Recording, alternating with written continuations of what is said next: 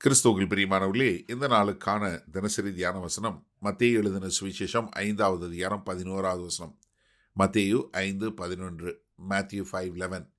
என் நிமித்தம் உங்களை நிந்தித்து துன்பப்படுத்தி பலவித தீமையான மொழிகளையும் உங்கள் பேரில் பொய்யாய் சொல்வார்களானால் பாக்கியவான்களாய் இருப்பீர்கள்.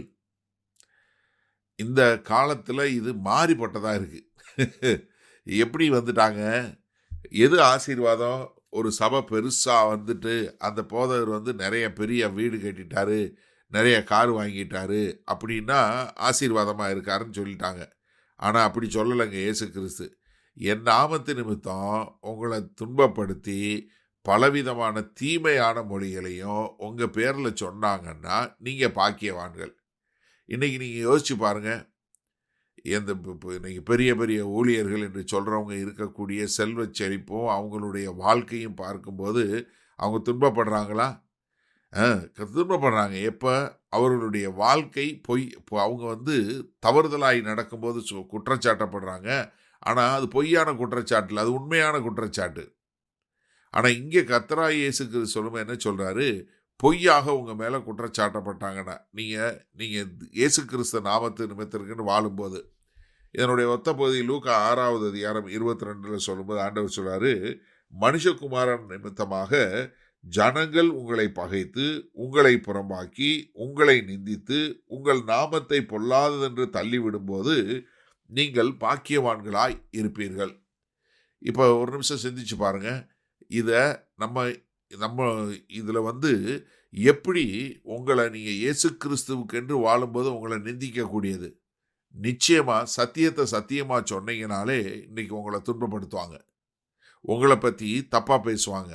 நீங்கள் சொல்லுங்கள், பாவத்தை பாவம் என்று கண்டித்து உணர்த்தக்கூடிய ஒரு காரியத்தை சொல்லும்போது இன்றைக்கு உங்களுக்கு எவ்வளவு பிரச்சனை வரும்? நிறைய பிரச்சனை வரும்.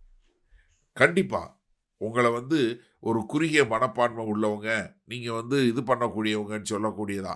நம்ம இன்னைக்கு பாவத்தை குறித்து பாவத்தை பாவம்னு சொல்லும்போது அநேகர் இன்னைக்கு நம்ம மேலே கல்லறியக்கூடிய காரியத்தை பார்க்குறோமா? ஆமாம். ஏன்னா அவர்களுடைய ஒரே நோக்கம் என்ன? நம்மளுடைய சத்தம் கேட்கும்போது அது அவங்க மனசை இது பண்ணக்கூடியதாக இருக்குது. அதனால தான் அவங்க துன்பப்படுத்துகிறாங்க. அது மாறாக அவங்க என்ன பண்ணுறாங்க? நம்மளை பொய்யாக குற்றச்சாட்டு சொல்லக்கூடியதா, நம்ம செய்வது சரியில்லை என்று சொல்லக்கூடியதா. அதனால தான் பேதுரு தன் நிருபத்தில் சொல்லும்போது 1 பேதுரு 4:14 சொல்லும் என்ன சொல்கிறாரு?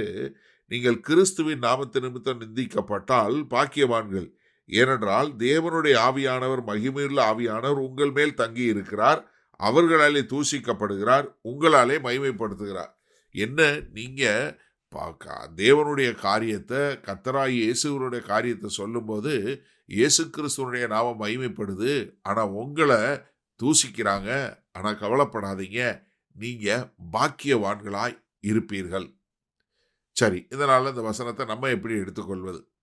இன்றைக்கு அநேக போதகர்கள், அநேக ஊழியர்களை பற்றி நிறைய பேர் வேறு தவறுதலாக குற்றச்சாட்டி வீடியோ போடுறாங்க, நம்ம பார்க்குறோம். ஏன்னா இந்த காலத்தில், இந்த சோசியல் மீடியா காலத்தில், இப்போ சமீபத்தில் கூட ஒரு ஊழியர்னுடைய மனைவி நாங்கள் கனடா தேசம் போனோம், அங்கே எங்களுக்கு ஒரு வீடே இல்லாமல் இருந்து கஷ்டப்பட்டோன்னு சொல்லி இது பண்ணாங்க.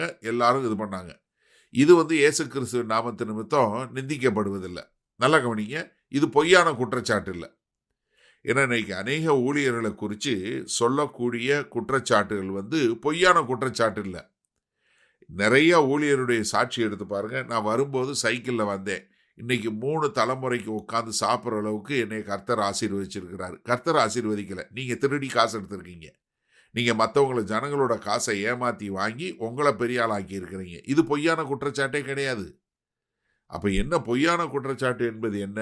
நீங்கள் இயேசு கிறிஸ்துவின் நாமத்து நிமித்தம் சத்தியத்தை சத்தியமாக சொல்லும்போது, இல்லை ஜனங்களை நாங்கள் கர்த்தராகிய இயேசு கிறிஸ்து பக்கம் திசை திருப்புவதற்காக நாங்கள் இருக்கிறோம், நாங்கள் அதை பிரசங்கம் பண்ண தான் அழைக்கப்பட்டிருக்கிறோம்னு சொல்லி சொன்னீங்கன்னா, அப்போ நீங்கள் இயேசு கிறிஸ்துவின் நாமத்து நிமித்தம் பாடம் வைக்கிறவங்க. இப்போ மற்றவங்கள மாதிரியே நாங்களும் பொங்கல் கொண்டாடுறோம், நாங்களும் இதை கொண்டாடுறோம்னு சொல்லி கொண்டாடிட்டு ஊழியக்காரங்க பண்ணாங்கன்னா, நீங்கள் அவங்க எப்படி நீதி நிமித்தம் துன்பப்படுறவங்க? ஏன்னா அவங்க என்ன பண்ணுறாங்க?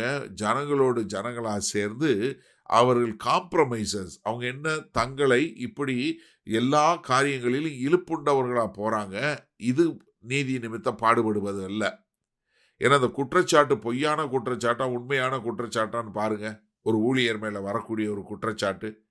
ஏன்னா இயேசு கிறிஸ்துவின் நாமத்து நிமித்தம் நீங்க வந்து நிந்திக்கப்படுறீங்கன்னா, அது நீங்க இயேசு கிறிஸ்துவுக்கு என்றாக வாழும்போது, வேத வசனத்தின்படி வாழும்போது குற்றம் சாட்டப்பட்டா, அது அப்ப நீதி நிமித்தம் துன்பப்படுவது.